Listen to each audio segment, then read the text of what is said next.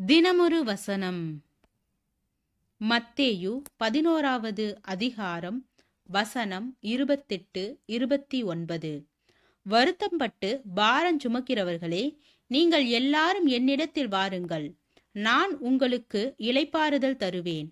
நான் சாந்தமும் மனத்தாழ்மையுமாய் இருக்கிறேன். என் நுகத்தை உங்கள் மேல் ஏற்றுக்கொண்டு என்னிடத்தில் கற்றுக்கொள்ளுங்கள், அப்பொழுது உங்கள் ஆத்துமாக்களுக்கு இளைப்பாறுதல் கிடைக்கும்.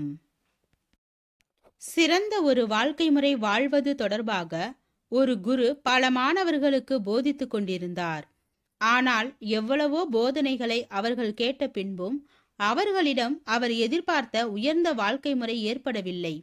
எவ்வளவோ போதனை செய்வதும் அவர்களிடம் உயர்ந்த பண்புகள் உருவாகவில்லையே என்று குரு மிகவும் வருத்தப்பட்டார். ஆனால் அவரிடம் நீண்ட காலமாக சமையல்காரனாக வேலை செய்து வந்தவனிடம் அவர் உயர்ந்த குணங்களுள்ள ஒரு வாழ்க்கை முறை இருப்பதைக் கண்டு ஆச்சரியப்பட்டார். நீ இவ்வளவு நல்ல பண்புள்ளவனாக வாழ்ந்திட யார் உனக்கு கற்றுக் கொடுத்தார்கள் என்று கேட்டார் குரு. அதற்கு வேலைக்காரன், உம்மிடம்தான் நான் கற்றுக்கொண்டேன் என்றான் அவன். என்னிடமா? நான் ஒருபோதும் உனக்கு கற்றுக் கொடுத்ததில்லையே, பின்னர் எப்படி கற்றுக்கொண்டாய் என்று கேட்டார் குரு. அதற்கு அந்த வேலைக்காரன், சில விஷயங்களை யாரும் கற்றுக் கொடுக்க இயலாது, ஆனால் கற்றுக்கொள்ள முடியும் என்றான். ஆம், குருவிடம் மாணவர்கள் கற்றுக்கொள்ள ஆர்வமாயிருந்தனர்.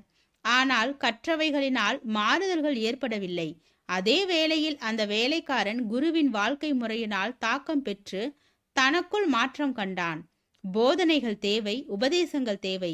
ஆனால் வாழ்க்கை மாற்றங்கள் என்பதும் பண்பு நிலை மாற்றங்கள் என்பதும் இவைகளால் மட்டும் வந்துவிடாது.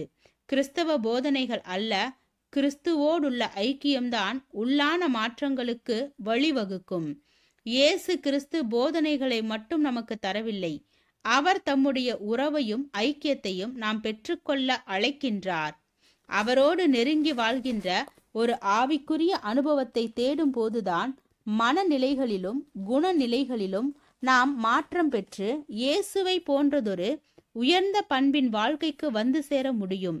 கற்றுக்கொள்வதில் அல்ல, இயேசுவை இருதயத்தில் பெற்றுக்கொள்தலே ஆவிக்குரிய வாழ்க்கை.